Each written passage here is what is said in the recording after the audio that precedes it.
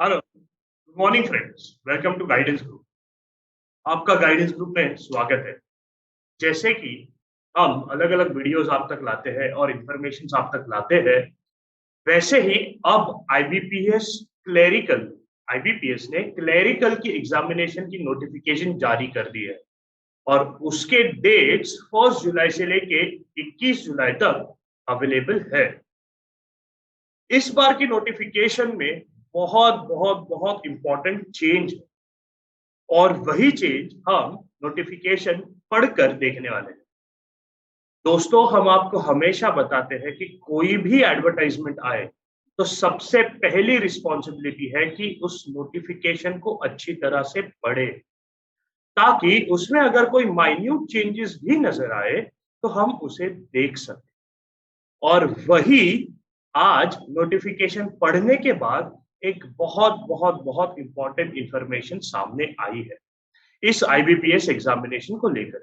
क्या ये ट्रेंड अब कंटिन्यूअस रहेगा या नहीं, हम आज अभी इसका आंसर कोई नहीं दे सकता। लेकिन क्या अब इस फॉर्म भरने के लिए क्या ये चेंज आया है? यस, ये हम जरूर कह सकते हैं क्योंकि नोटिफिकेशन में वो क्लियरली एविडेंट है। क्या हमें और 10 लोगों से पूछकर इसे देखने की जरूरत है? बिल्कुल भी नहीं। नोटिफिकेशन में अगर अवेलेबल है, इसका मतलब हमें उसे फॉलो करना ही है। सिंपल।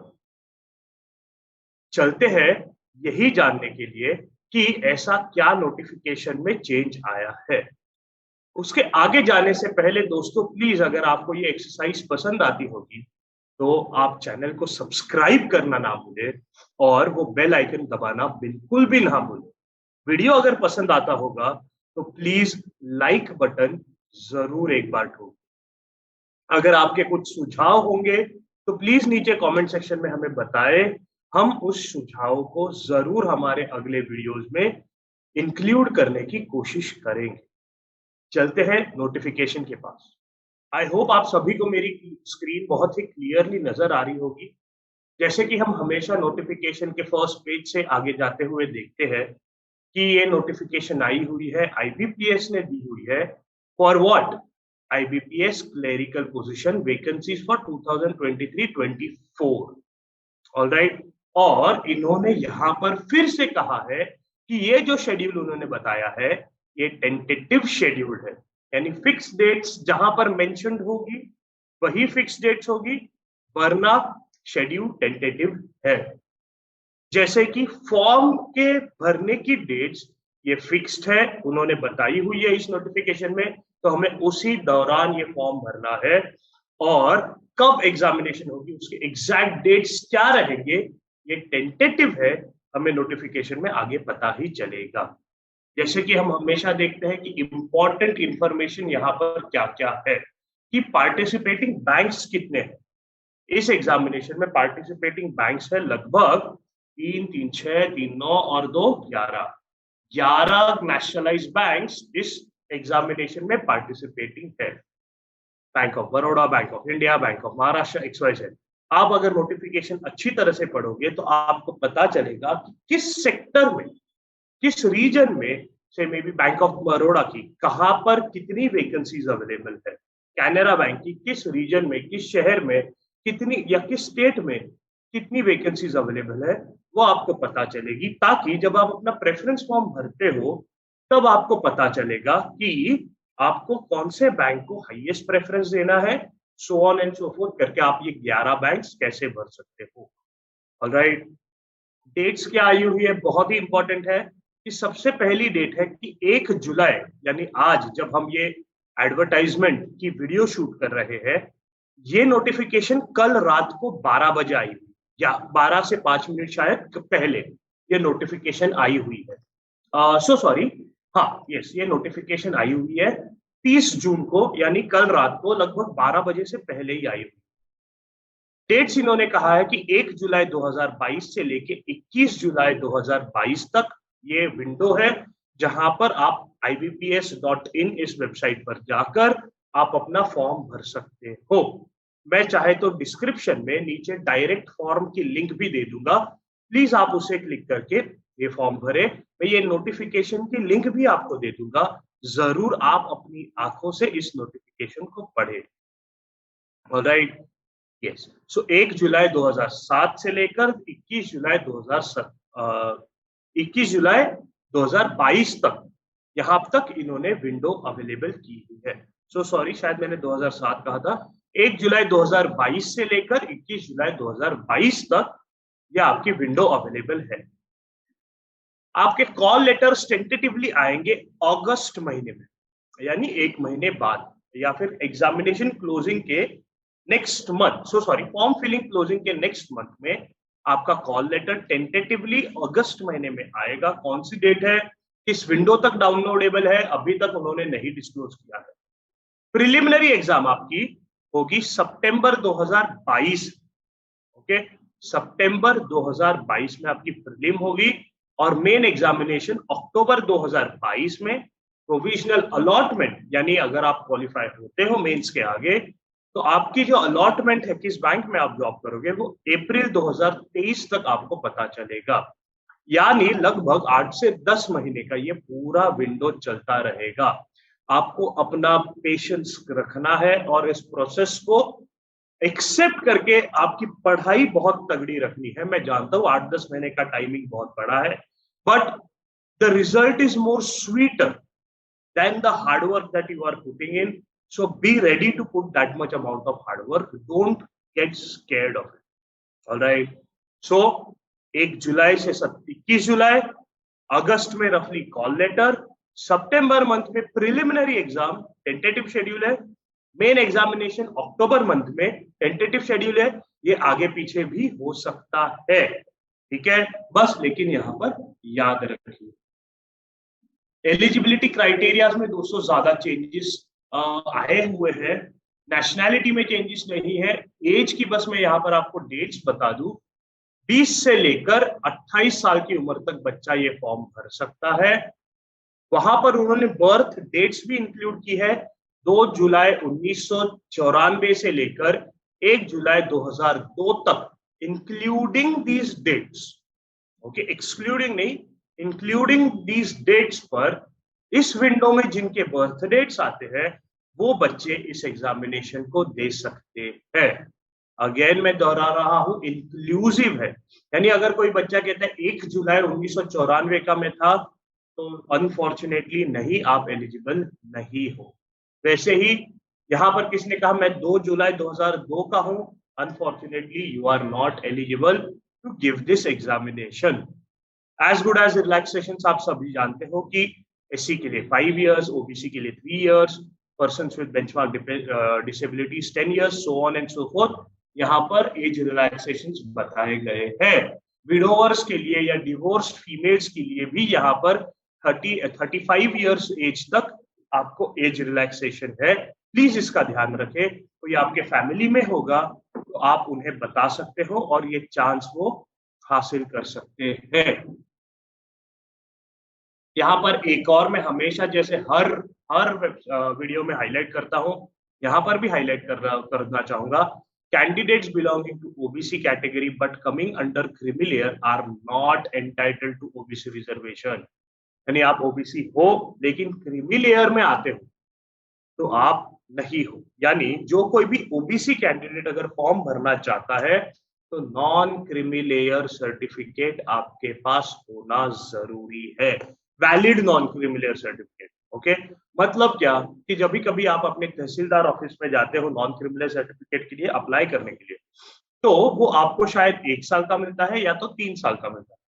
मैं सबसे ये रिक्वेस्ट करूंगा कि 3 साल के लिए के विंडो के लिए अप्लाई किया कीजिए, 1 साल के लिए नहीं, क्योंकि ये सरकारी प्रोसीजर है, इसके फॉर्म्स मिलना, डॉक्यूमेंटेशन और टाइम पर आपको आपका एनसीएल सर्टिफिकेट मिलना, ये सारे झंझट होते हैं। 3 साल का अप्लाई करें तो आपके पास एटलीस्ट एक हेडेक ना हो, ठीक है, तो प्लीज ये करें। और वैलिड होना मतलब क्या है कि जिस दौरान आप एग्जामिनेशन दे रहे हो, 2023-24 के लिए आप एग्जामिनेशन दे रहे हो, तो वहां तक ये आपका एलिजिबल होना जरूरी है। यानी एटलीस्ट इंटरव्यू राउंड तक जब आप पहुंचते हो तो वहां तक वो एलिजिबल होना जरूरी है, ठीक है। नेक्स्ट आपके लिए इंपॉर्टेंट, यहाँ पर बहुत ही इंपॉर्टेंट चेंज जो आया हुआ है वो है एजुकेशनल क्वालिफिकेशन में। एज ऑन 21 जुलाई 2022 यानी last date of form filling तक की उन्होंने विंडो आपके पास आपके लिए दी हुई है। और वो विंडो क्या, वो क्या इंफॉर्मेशन है, तो प्लीज देखें। A degree in any discipline from university recognized by government of India or any equivalent qualification recognized as such by the central government, यानी कंपल्सरीली आपका ग्रेजुएशन होना जरूरी है। यानी डिस्टेंस एजुकेशन में भी ग्रेजुएशन हो तो भी चलेगा, लेकिन a degree is required. Candidate must possess valid marksheet or degree certificate that he or she is a graduate on the day he or she registers and indicates the percentage of marks in graduation while registering online। यानी अभी तक ऐसा था कि final year appearing candidate examination दे पाता था। Why? क्योंकि ऐसा कहा गया था कि आपका रिजल्ट इंटरव्यू राउंड तक आपके हाथ में आना चाहिए तो आप एलिजिबल होते हो फॉर्म भरने के लिए। लेकिन यहां पर जब ये सेंटेंस चेंज हो गया है कि आपको कहा गया है कि जिस दिन आप फॉर्म भर रहे हो उस दिन आपके हाथ में एटलीस्ट, चलो डिग्री सर्टिफिकेट शायद हर एक का समझो फाइनल ईयर वाले बच्चे अप्रैल या मई में अपनी फाइनल सेमेस्टर देते हैं, उसका रिजल्ट जुलाई तक समझो लकीली किसी का आ भी गए, ऑलराइट। लेकिन डिग्री सर्टिफिकेट आएगा मे बी अक्टूबर या नवंबर या दिसंबर, कहीं कहीं यूनिवर्सिटीज में ऐसे डिलेज होते हैं, ठीक है। लेकिन एटलीस्ट आपके हाथ में आपकी मार्कशीट है तो वो बहुत इंपॉर्टेंट है। यानी आपका फाइनल ईयर का रिजल्ट आया होना चाहिए और आपके हाथ में उसकी मार्कशीट होना जरूरी है। और वही कैलकुलेशन करके आपने अपने percentage of marks obtained correct तरीके से लिखने हैं। या किस केस में सीजीपीए होगा तो सीजीपीए आपने उस हिसाब से उसको मेंशन करना है। यानी ये इंपॉर्टेंट चेंज यहाँ पर आ गया है कि बॉस आपके हाथ में आपका रिजल्ट एटलीस्ट या तो मार्कशीट एटलीस्ट फाइनल सेमेस्टर की होना बहुत जरूरी है। नेक्स्ट, कंप्यूटर लिटरेसी का चेंज है कि operating and working knowledge in computer systems is mandatory. Mandatory यानी कंपल्सरी हो चुका है। That is candidate should have certificate और डिप्लोमा और degree in computer operations languages, should have studied computer or information technology as one of the subjects in high school or college or institute। मतलब क्या, last year तक या last notification जो आई थी तब तक computer literacy was not compulsory. ये expected था कि हाँ बाबा आपको आती होगी या आपको एक बेसिक कंप्यूटर लिटरेसी टेस्ट भी दे दी तो भी हो जाएगा। ये एक बेसिक अंडरस्टैंडिंग थी, तो ये कंपल्सरी नहीं था। ऑलराइट, बस कंप्यूटर नॉलेज होना बस जरूरी, ये था, इतना ही। अब उन्होंने कहा है कि कंप्यूटर लिटरेसी कंपल्सरी है, मैंडेटरी है, जो प्रूव करने के लिए आपके या तो आपने स्कूल में या तो 10th स्टैंडर्ड तक या 12th स्टैंडर्ड तक आपने कंप्यूटर नॉलेज या कंप्यूटर ये सब्जेक्ट आपके पास था। नहीं तो अगर नहीं था तो कॉलेज या स्कूल में नहीं था तो आपने एक बेसिक कंप्यूटर लिटरेसी कोर्स किया होना जरूरी है, वो भी गवर्नमेंट रिकॉग्नाइज्ड इंस्टीट्यूट से ही।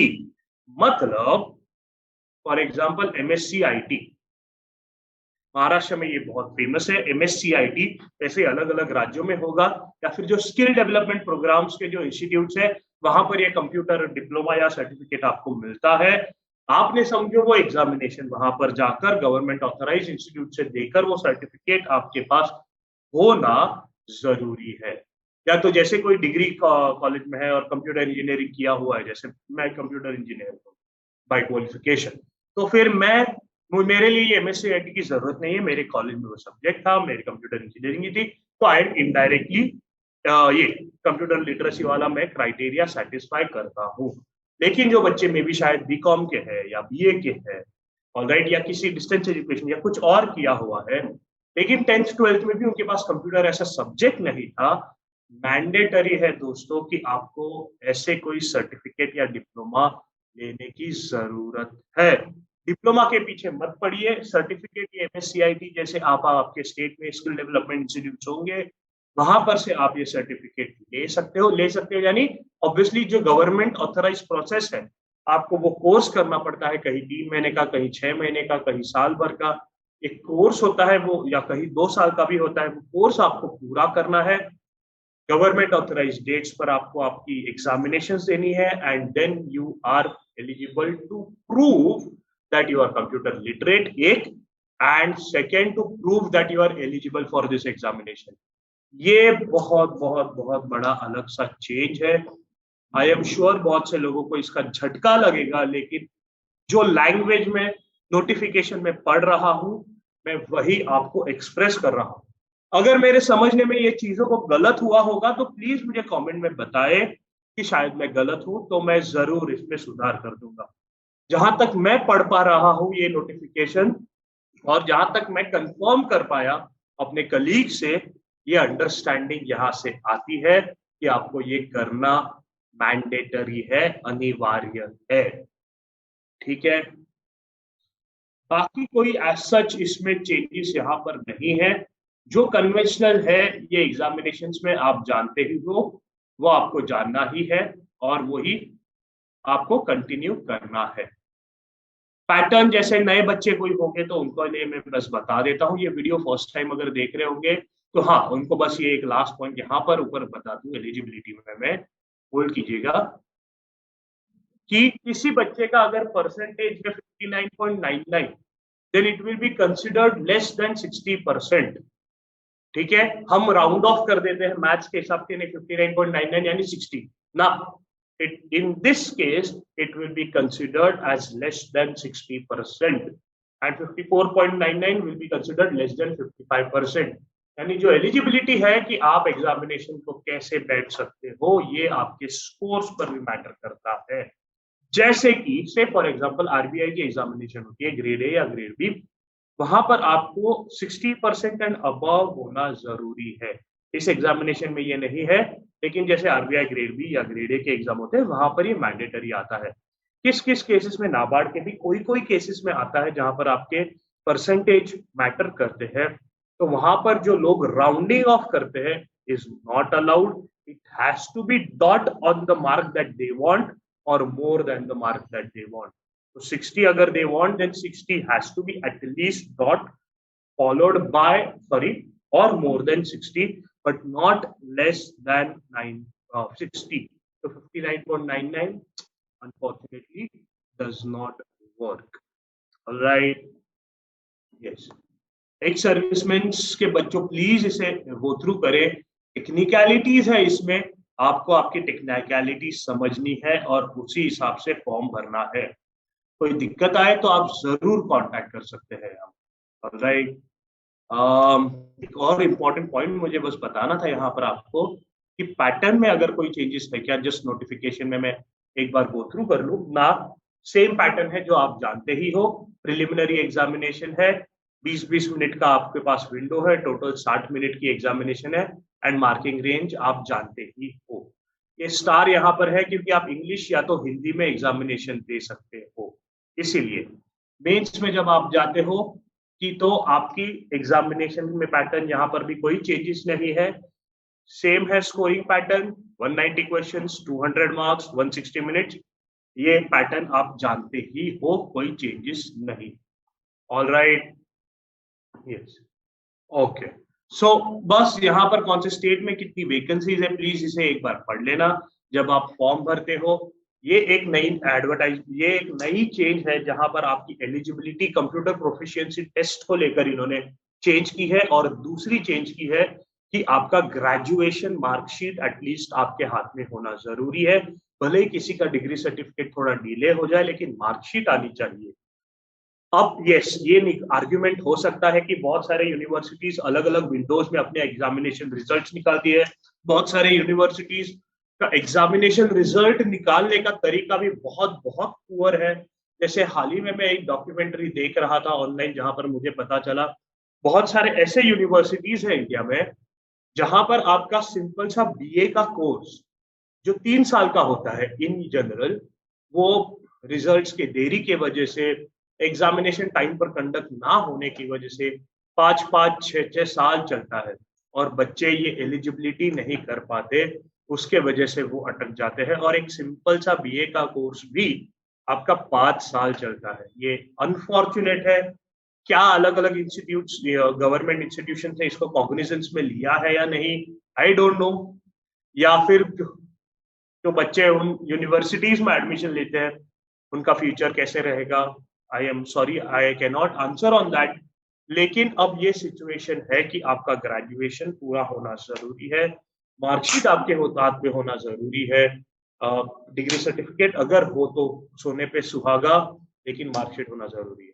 दूसरा चेंज ये है, कंप्यूटर लैंग्वेज प्रोफिशिएंसी आपके पास होना, या सॉरी कंप्यूटर लिटरेसी प्रोफिशिएंसी आपके पास होना बहुत बहुत बहुत जरूरी है। और उसके लिए जैसे मैंने कहा, कोई भी गवर्नमेंट रिकॉग्नाइज्ड इंस्टीट्यूट से आप अपना वो कर सकते हो कंप्लीट, तभी आप एलिजिबल हो फॉर्म भरने। तीसरी बहुत इंपॉर्टेंट बात मैं बताना चाह रहा हूं कि दोस्तों, गाइडेंस ग्रुप अपनी नई बैच लॉन्च कर रहा है, जो कि आने वाले अपने सारे सेंटर्स में मुंबई, पुणे, पेड़ और दापोली, ये सारे सेंटर्स में गाइडेंस ग्रुप अपने नई बैच लॉन्च कर रहा है 15 जुलाई 2022 से। सो अगर कोई भी बच्चा हमसे कनेक्ट होना चाहे, हमसे सीखना चाहे, तो हमें दिए हुए डिस्क्रिप्शन में नंबर पर कॉल कर सकते हो और कनेक्ट हो सकते हो। यस, और ये एक और इम्पोर्टेंट बात, ये दोनों है ऑनलाइन। ऑनलाइन बैच अलग है बच्चों, और ऑफलाइन बैच अलग है। ऐसे नहीं है कि आधा सब्जेक्ट आपको ऑनलाइन पढ़ाया जाएगा और आधा ऑफलाइन ना। ऑफलाइन बैच आपकी पूरी अलग रहेगी, ऑनलाइन बैच आपकी पूरी अलग रहेगी, ठीक है। सो ये बैच की डेट्स है, 15 जुलाई से ये चालू होंगे। उनके टाइमिंग्स क्या होंगे, कैसे होंगे, हफ्ते में कितने दिन लेक्चर्स होंगे, ये सारी चीजें आपको अगर जाननी होगी तो डिस्क्रिप्शन में जो मैंने जो नंबर दिया है वो आप वहां पर हमें कॉल कर सकते हो, या तो यहाँ पर फ्लैश हो रहा होगा कोई नंबर, तो आप उस नंबर पर कॉल करके पूछ सकते हैं। आपको कोई भी और दिक्कत आ रही होगी फॉर्म भरने में, तो भी आप उस दिए हुए नंबर पर कॉल करके आप हेल्प मांग सकते हो। गाइडेंस ग्रुप आपके हेल्प के लिए हमेशा अवेलेबल है। कोई और सवाल हो तो जरूर डिस्क्रिप्शन बॉक्स में हमें पूछ लेना। सारे सब कुछ हम आज ही कवर नहीं कर सकते, वरना वीडियो 1 घंटे का बन जाएगा, कोई पॉइंट नहीं है उसमें। आपके पास कोई डायरेक्ट क्वेश्चन हो तो कॉल करके पूछ सकते हो, कोई कॉल करने के लिए शर्मा रहा हो तो कमेंट सेक्शन में भी हमें मैसेज करके पूछ सकता है। आपको वीडियो कैसे लगा बच्चों, जरूर बताना हमें, और लाइक बटन जरूर प्रेस करना। और अगर फर्स्ट टाइम आए हो, वीडियो पसंद आ रहा होगा, तो जरूर सब्सक्राइब करिए चैनल को और ये बेल आइकन दबाना ना भूलें। Thank you, good day and good luck.